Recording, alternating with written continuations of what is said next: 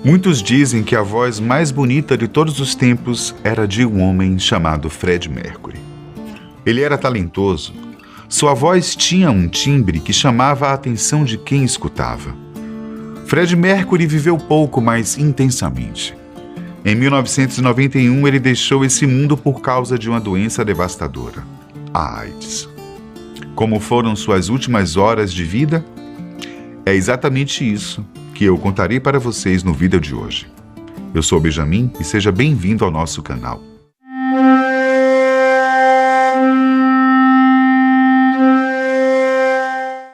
Vocês estão preparados para se emocionarem com a história de Freddie Mercury? Eu já vou avisando que sua vida é repleta de alegrias, mas, como todos sabem, o fim é trágico. Nascido em 1946 como Farrokh Bulsara, em Zanzibar, na Tanzânia, Freddie começou no mundo da música logo cedo. Com apenas 7 anos de idade, ele começou a estudar piano em Mumbai, na Índia. Anos depois, exatamente em 1964, Freddie e sua família foram morar em Londres. Lá, Freddie iniciou os estudos em design gráfico na Ealing Technical College and School of Art, se formando no ano de 1969.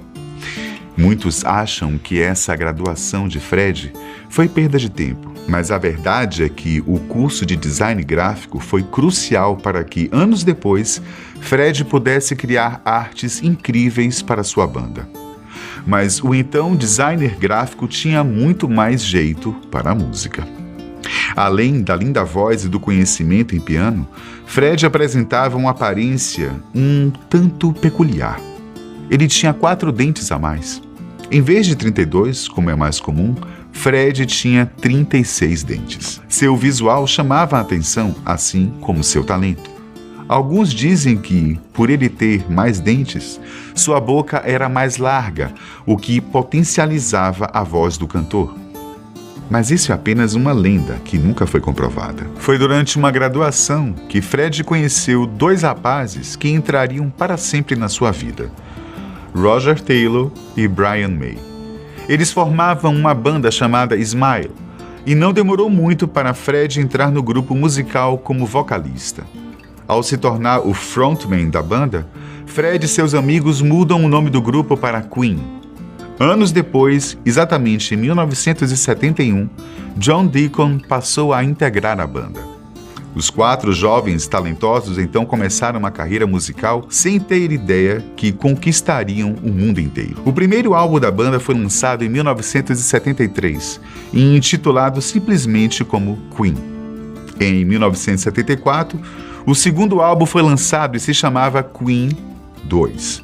Mas foi o álbum Sheer Heart Attack que alavancou a carreira dos caras. A partir daí, a banda começou a deslanchar.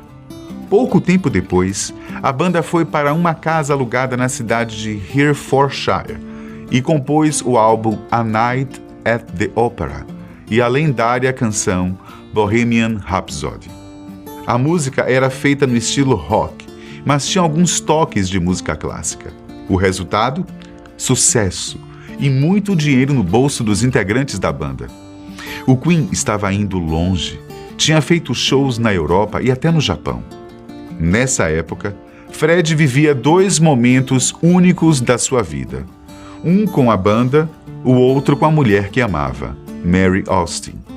Os 2 tinham se conhecido quando ela trabalhava em uma loja de roupas e logo começaram a se relacionar. Quando eles se conheceram, ela tinha 19 anos e Freddie 24. Logo depois de se conhecerem, o casal começou a morar junto na cidade de Kensington. Bom, Freddie até chegou a pedir Mary em casamento, mas essa união nunca aconteceu. Em um certo momento da relação, Freddie disse que tinha certeza que amava Mary, mas também revelou seu interesse por homens. Mas não se engane achando que fez com que os 2 se afastassem. Eles terminaram o namoro, mas um amava o outro. Freddie e Mary foram bons amigos até o dia da morte do cantor. Freddie já tinha se consagrado como um grande músico.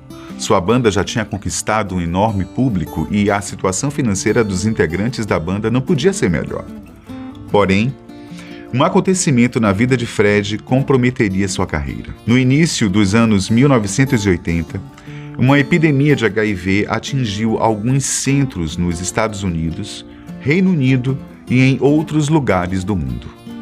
Nessa época, os médicos começaram a perceber que o vírus afetava principalmente alguns grupos, os homossexuais e os usuários de drogas.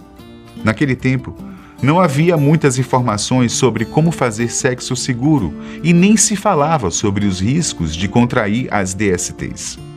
Na verdade, o vírus tinha sido contraído por muitas pessoas, fossem elas heterossexuais ou não. Mas as comunidades de gays recebiam destaque por parte do governo. Pois bem, meus caros amigos, infelizmente Fred Mercury foi uma das pessoas que contraiu HIV e, a partir disso, seu fim teve início. O preconceito das pessoas e o descaso dos governos fizeram com que Fred Mercury e outras pessoas com HIV sofressem as consequências. Fred foi diagnosticado no ano de 1987 e, pelo fato das pessoas terem um sério preconceito contra as pessoas com HIV e AIDS, ele preferiu esconder sua condição por um bom tempo. E adivinha quem foi a primeira pessoa a saber que Fred tinha sido diagnosticado com HIV? Isso mesmo, a melhor amiga do cantor, Mary. Apesar do amor assumido entre os dois, durante muito tempo, Mercury se relacionou com o outro amor de sua vida, um homem chamado Jim Hutton.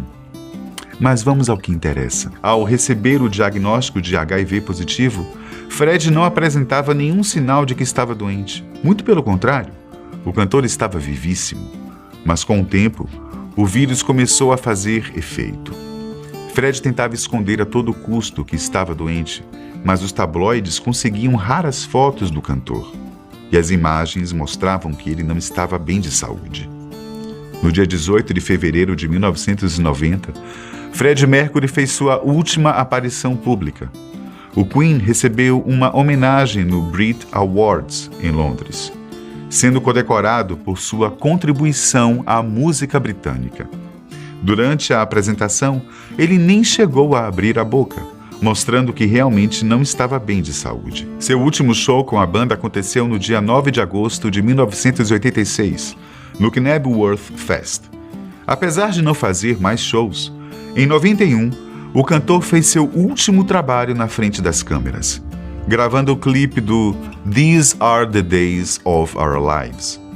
Nesse clipe, ele já se apresentava muito magro e fraco. Meses depois, exatamente em novembro de 1991, a saúde de Fred Mercury começava a ficar extremamente debilitada. Peter Freestone, que era assistente de Mercury há 12 anos, estava vendo o brilho de uma estrela se apagar. Nos últimos meses de vida do cantor, ele teve de colocar um catéter venoso central por onde o homem recebia os medicamentos. Em vez de ir ao hospital tomar os medicamentos, Peter Freestone e Joey Fanelli, o cozinheiro da casa de Fred, aprenderam a dar os medicamentos e cuidavam do cantor. Durante o último ano de vida, Mercury não tinha mais tanta energia e já não conseguia fingir que estava tudo bem. No dia 23 de novembro de 1991, Fred sentia que iria deixar esse mundo. Essas seriam suas últimas horas de vida. E, finalmente, cerca de 48 horas antes de morrer, Fred resolveu assumir publicamente que era HIV positivo e tinha AIDS.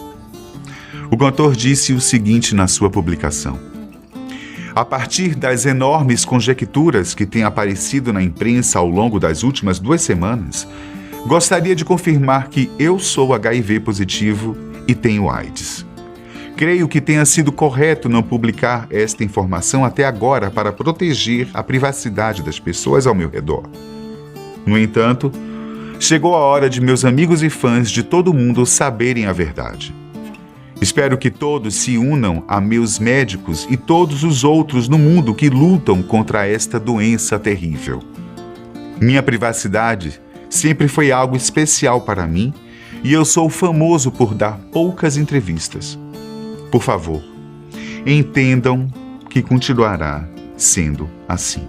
Mesmo que Fred não tivesse feito essa publicação, sem sombra de dúvidas todos saberiam que ele estava doente. Mas o cantor não queria morrer e guardar um segredo tão obscuro como esse. Para ele, fazer essa publicação poderia ser uma forma de ajudar outras pessoas que estivessem doentes.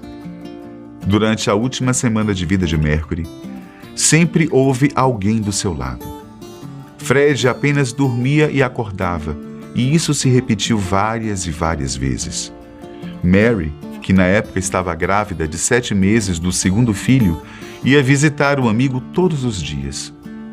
No dia 24 de novembro de 1991, o mundo perdia um dos maiores cantores de todos os tempos, considerado por muitos o maior.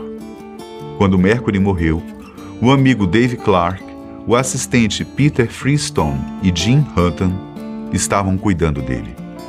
O médico que cuidava do cantor tinha acabado de deixar o hospital e foi chamado às pressas.